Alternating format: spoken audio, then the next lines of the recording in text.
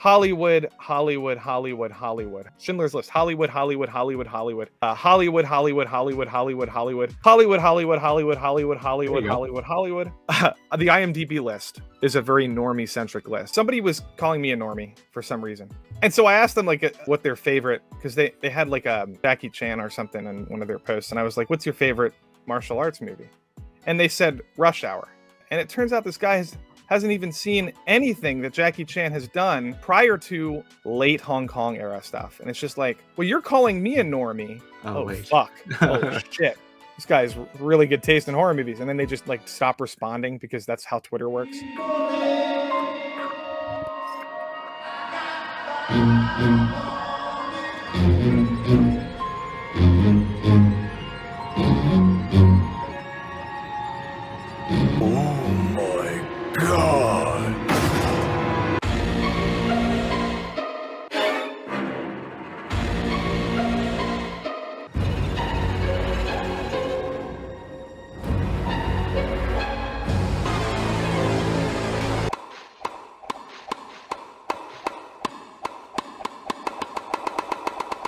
A normie is a normal person, one with commonly held beliefs, tastes, or interests. Do you think that the definition of a normie has changed in the maybe 10 or 20, maybe 15 years? That it's got a more of a negative connotation to it now? There is a new kind of normie out there. It's like people who never really were fans of something and then are suddenly like pretend that they've always been a fan when they're kind of, it's very bandwagony. That's the word I'm looking for. They just hop in.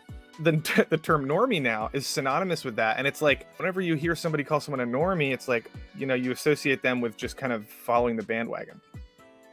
And I agree. I just think there's the term normie kind of, for me, is different than a lot of people. And the movies behind me right now, like if you look behind me, this is kind of what I was hinting at a little bit. Yeah, there's nothing wrong with any of these movies. I love all these movies. But it's like, you know, I get a lot of people calling me a normie. And at the same time, I'm looking at these people, I just know that if I ask them what their favorite movies are, like they're going to name Fight Club, they're going to name Gladiator, The Dark Knight. It's just like, maybe you shouldn't be the one calling other people normies, you know? What makes all the movies behind you normie movies compared to like some other maybe less known movies? Well, have you ever heard of the term Oscar bait? Okay, basically every movie Tom Cruise has ever been in is essentially Oscar bait, right? I'm sorry, Tom Hanks, yeah. And a lot of these movies, well, Fight Club is one of those movies that is like a cult classic, but at this point it's so popular that it's like it's the first movie you watch like when you're like a freshman in college and you're like, movies are cool, I'm gonna start watching like really weird movies. It's like this is the first one everybody watches and then they think it's the best movie they've ever seen in their lives, right? And it's a very good movie. Yes, it is. I like Fight Club. And it's like, yeah, it's edgy and it has a lot of edgy themes, but like Forrest Gump is another one, Shawshank Redemption. Now, let me pull up this list. This is the IMDb top 250 movies of all time. So this is IMDb, right? This is what the most popular site that everybody goes to. Mm-hmm. Number one, according to IMDb, the number one movie of all time is Shawshank Redemption. It's the highest rated film. Then we have The Godfather. Then we have The Dark Knight. Okay, you just go. There's nothing wrong with any of these movies. A lot of these are in my top, 50 or whatever. The Matrix. I have The Matrix in my top 25, I think. Silence of the Lambs. We got Saving Private Ryan, Interstellar, The Green Mile, Terminator 2, Judgment Day, right? Back to the Future. Okay. If I'm trying to determine if somebody's a normie or not, I feel like people who would like line up perfectly with this list right here are probably somewhat a normie in that, just from my perspective, in terms of their, like a hardcore movie buff or something. And why do you say that? Well, because they also line up with the most popular movies of all time, according to IMDb, right? There's a lot of normie movies that are very, very, very good. All these movies are good. That's another thing. We got to stop thinking the term normie is bad or means that you like shitty movies. That is not at all true. Like The Dark Knight is a really good movie, I think. I mean, yeah, it's one of my favorites. It's not number 3 all time, okay? That's ridiculous. Okay, that is absolutely stupid. The Godfather, I guess. It could be high, but it also could be someone's favorite. I mean, the thing with movies is so fine. Subjective to that person. That's fine. That's perfectly fine. Okay, let me bring this example up. I don't remember who it was. Somebody was calling me a normie for some reason. And they were like questioning my taste in like movies and why anybody should like listen to what I have to say. And so I asked them, like, I kind of asked them what their favorite, because they had like a Jackie Chan or something in one of their posts. And I was like, what's your favorite martial arts movie? And they said Rush Hour. And I was like, okay. And then we had a back and forth for a bit. And it turns out this guy hasn't even seen anything that Jackie Chan has done prior to late Hong Kong era stuff. And it's just like, well, you're calling me a normie. You know, a lot of the time, like I hear this rhetoric being tossed around, and it's coming from, not all the time, obviously, but it's coming from sometimes people who actually themselves have very generic, kind of predictable tastes in pop culture and like movies. And it just feels like kind of dumb that they're like, they're not aware of that. But I also don't want to acknowledge the other side of the spectrum here, when people use their own expertise, quote unquote expertise, as a defense or like a shield against criticism. A lot of the times, this happens a lot with anime, and it happens a lot with cinema. I used to be in part of a film club back in the day, and there was a lot of very snobby, elitist people in this club. Oh, I bet. Who go out of their way to, you know, basically talk down and condescendingly to people who like Steven Spielberg movies, and pretend that they are some sort of like evolved species. For like the word meh, M-E-H, it gets thrown around a lot, and it's just like, or mid, just like everything that's popular is mid, according to these people, right? Very snobby people. Oh, you like Schindler's List? You're so mid. Or like, you like, you know what I mean? Like, you like Gladiator? You're fucking mid. Normie. I am not advocating for that kind of demeanor, or like, you know, you shouldn't be that kind of person. But people do it with anime too, I noticed. Like, a lot of people are like, oh yeah, have you seen like Dragon Maid 666 Revival from Another World Part 7? Like, it's like some really bizarre, obscure show that like, it's like, no, I haven't seen it. Well, you're a normie. It's like, okay, yeah, but no, I'm a normie. Why is that a bad thing? I'm trying to destigmatize the term normie a little bit. Like, it's okay to be a normie. I'm okay with being an anime normie. Does that mean Evangelion is not one of the best animes of all time? No. I can't necessarily declare that as like an objective fact, because I haven't seen a lot of anime. But I can debate how good it is, you know, in like, you know, in the context of the show. You could do that with, you know, The Godfather, or a lot of the films on this list, of that IMDb list. You can do the same thing with. By the way, guys, if you don't know what Letterboxd is, it's just a social media app that allows you to network with other people that you have similar tastes with you, or like friends of yours.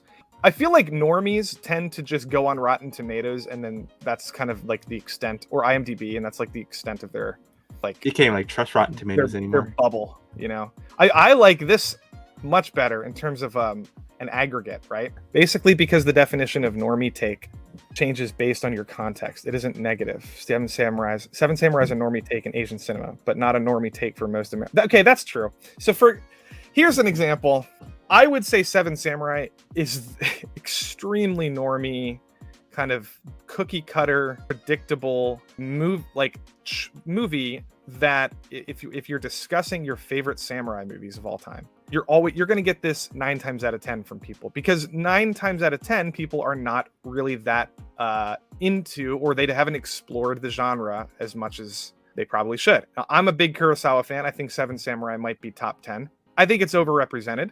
Movies that tend to be overrepresented tend to be normie film. That's kind of my definition, which is why I think the IMDb list is a very normie-centric list. It's basically just Hollywood movies with a sprinkling of. But no, here, this was my point. Hollywood. Ready? I'm just going to go down the list here. Hollywood. 12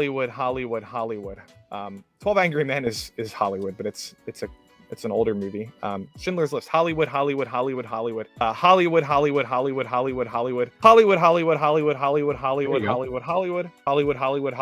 City of God is a Brazilian film. Hollywood. Life is Beautiful. Hollywood. You know what I mean? Well, is Hollywood really the only place that you can watch movies? Not really. So this is kind of the conversation. I feel like a lot of people aren't having this conversation. They're not really paying attention to kind of the meta of what's going on. Now, I know a lot of people in our community are actually paying attention to like foreign films, especially South Korea is getting a lot of love right now, which I think is awesome. I see a lot of people saying, stop watching Hollywood movies, go back and watch good stuff, like older stuff. I say that all the time. I wish we could have conversations about, we used to talk about movies like, oh, what's your favorite horror sci-fi movie? Very specific category, right? Like Alien. Is it a horror? Is it a sci-fi? Is it both? I think it's a mix of both. Yeah, that's like conversations like that just do not happen because all we talk about is Top Gun, Pixar, Disney. There's nothing wrong with that. But Marvel and Star Wars. That's all it really comes out. All the other movies you don't really hear of. Right. Now, some people do talk about stuff like The Northman. I saw Friday Night Tights talking about it, and yeah, but it's just generally speaking.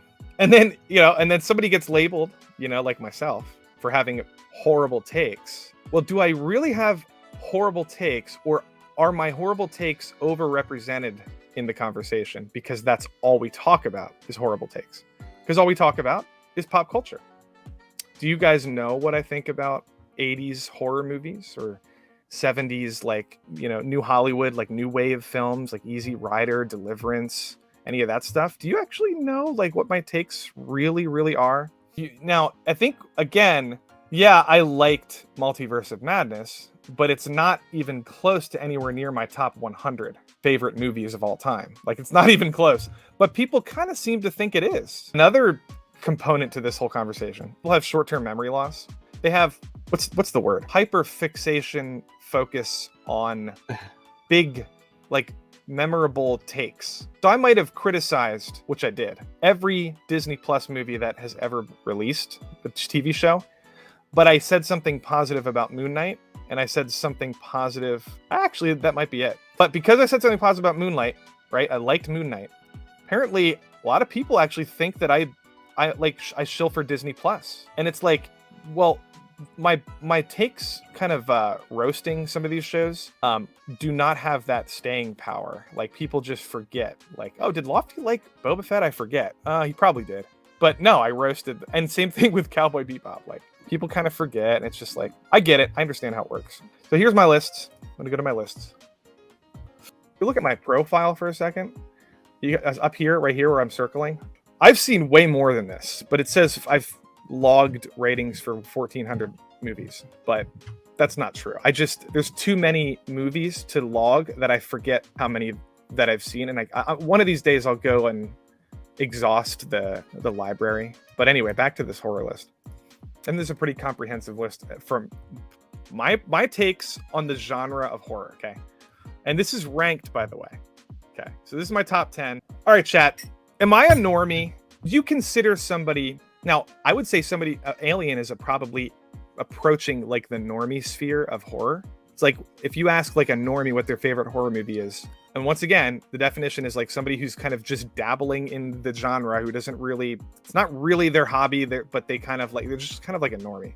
Alien is very popular, so that they might have seen it. But here we go. The Innocents, Jack Clayton, 1961. It's a really, really good ghost story film. Okay, not a lot of people have seen it. What do we got? How many reviews? 30,000 reviews. I think it's a masterpiece. Martin Scorsese talks about this movie constantly. So I have The Fly, David Cronenberg.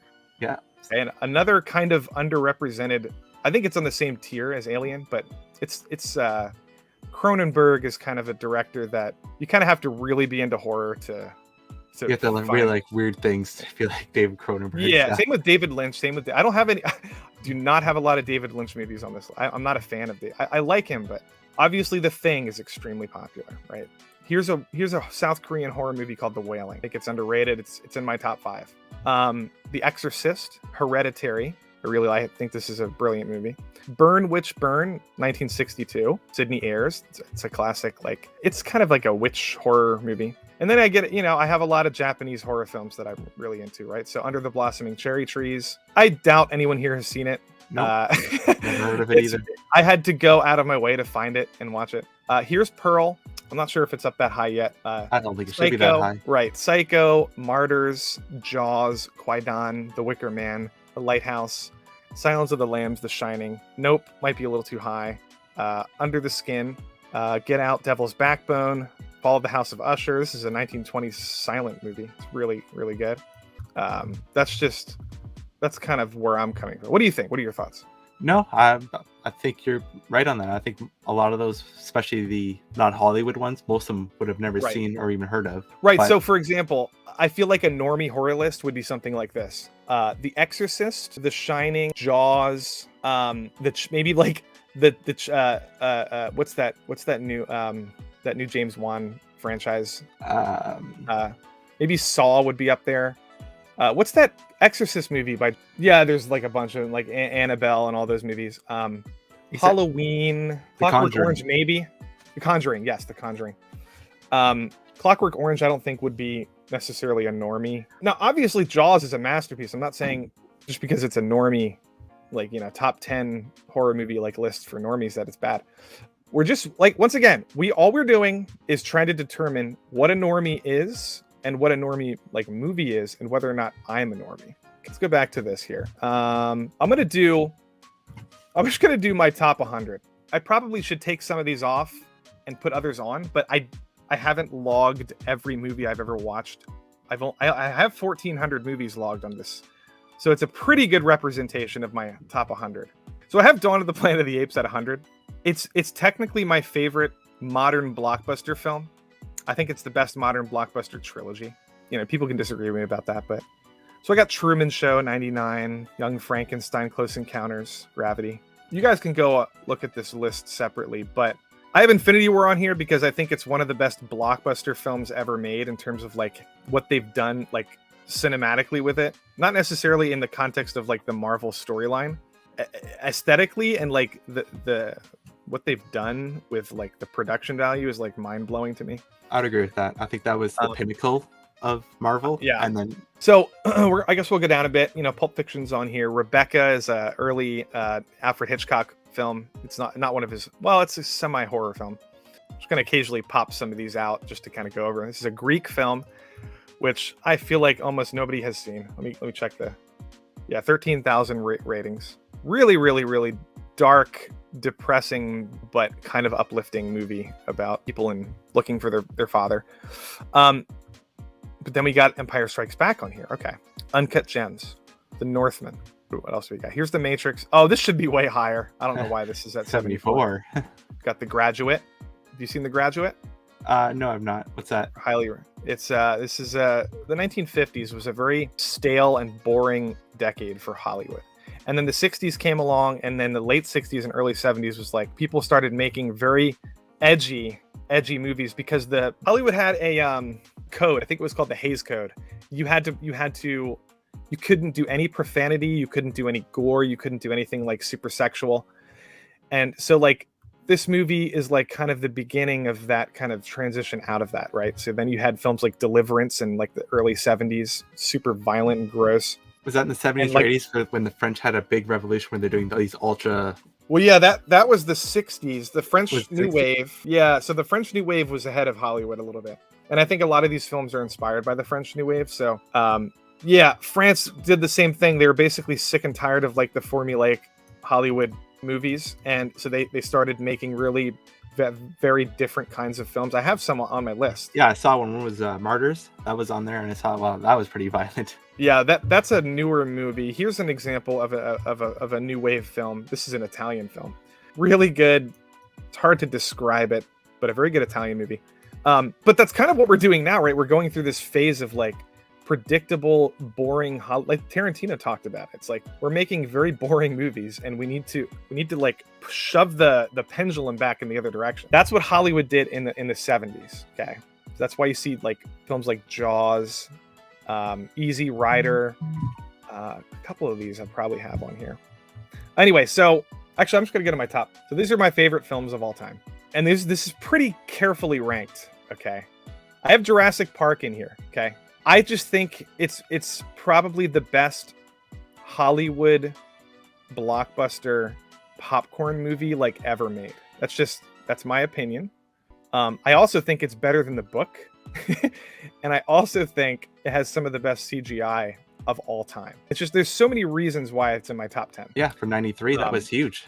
No one really would have thought those dinosaurs actually looked like they did. But It's also sitting right next to Paths of Glory, right, which is a very early Stanley Kubrick movie that, you know, I would say that anyone who has seen this movie and like, you're not a normie. You're a normie if you haven't seen this movie. But it's a brilliant movie. It's so fucked up. Stanley Kubrick, brilliant movie. Go watch it. And there's Apocalypse Now, which I have. It's a really, really good war movie. Everybody should watch this. Everybody should watch this in 4K. I have Lord of the Rings up here at number 4. Oops.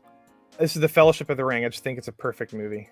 I think it's a perfect movie in every way. Acting, performances, production design. I have Princess Mononoke at 5. And then I have Kill Bill and The Host. Kill Bill is one of my favorite action movies ever. It was a perfect way to showcase how females should be written now. And it's not woke. It just happens to have a female lead that is badass. Female lead. Who also embraces motherhood, you know, which is like something that Hollywood's not doing anymore. The Host, South Korean monster movie, guy who directed Parasite. This is I have this ranked higher than Jaws. That should tell you something. Everybody should watch this movie. I saw The Host. If you haven't seen it, it's crazy. And then I have, my top 3, Alien, Andrei Rublev, and In the Mood for Love. In the Mood for Love is a Hong Kong film directed by Wong Kar-wai. Tarantino brought his films over to the West in the 90s. Nobody really knew who he was. People still don't really know who he is. But essentially, this is like probably the best romantic, like dramatic film like I've ever seen in my life. It's just the photography, everything about it. And then Andrei Rublev, a Russian film. Andrei Tarkovsky is the director. I just think it's a beautiful representation of like Russian art and religious and spiritual themes, and it's a brilliant movie. I could talk about all these movies in depth, but anyway, I just wanted to bring. Yeah, I'm gonna say a lot of these movies I still haven't seen, so I feel I'm more the normie. Right. So movies. So a couple times people, you know, are like, "Do Lofty's a normie," and I'll just send them this list, and then I won't like they won't respond because they're just like, "Oh, actually, Lofty's not a normie." I don't care. I think it's funny. Like I make fun of myself. Like I think everybody should make fun of themselves. Like I like how Gary makes fun of himself sometimes. If you watch some of these movies and you're like, "That was terrible," you know, that's fine. But like objectively speaking, Andrei Rublev and Andrei Tarkovsky, he is. You know, I've spent enough time in online film communities to know that he is considered maybe even above Ingmar Bergman as like the greatest director of all time. You know, so I'm not just like kind of you know, this is also kind of a normie. It's essentially in the context of like cinephilia. Like if you're just getting into it for like getting into movies, you're like, oh, I'm gonna watch like some really good foreign movies. A lot of people kind of jump right into this guy because he's always on the top of everybody's list, right? I still wouldn't call him a normie director in the context of like hardcore like cinephiles, but it's approaching that. Like Ingmar Bergman, Akira Kurosawa.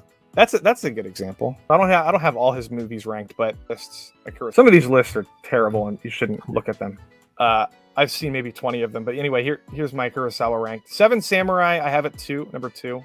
But like all of these movies are masterpieces, but you know, people only know about 7 Samurai. I feel like nobody knows what Ursu Uzala is, even though it's one of his best. People know about these movies, Yojimbo and Sanjuro. So like where I'm coming from, as somebody who's like, I started watching a lot of this stuff when I was like 20, like 18, 19, 20. And I've like watched so much of it that like, if somebody says like 7 Samurai is like their favorite samurai movie or Japanese movie, it's just like, well, it's kind of a normie answer in my, like that's where I'm coming from. Not that it's a bad answer. I have it at number 2, but like, you know, here's my Bergman ranking. Like everybody should go watch some Ingmar Bergman movies. Nobody talks about him, but in the you know, in this community, if you want to get out of the Hollywood, you know, vibe, appreciating like other cultures and films and like different kinds of art forms, like watch some Ingmar Bergman, you know, watch some David Cronenberg. Go back and watch some older movies. Like 80s was kind of a hit or miss decade, but there's a lot of really good. In this episode, Lofty shows all the films he's seen and shouts that he isn't a commie. Oh, normie. I read that as commie. That is exactly what I'm doing. You have a fucking problem with that? I'm kidding. Everybody should get on Letterboxd. Using the word cinephile. Oh yeah. If you are, send me who you are, and then I will follow you.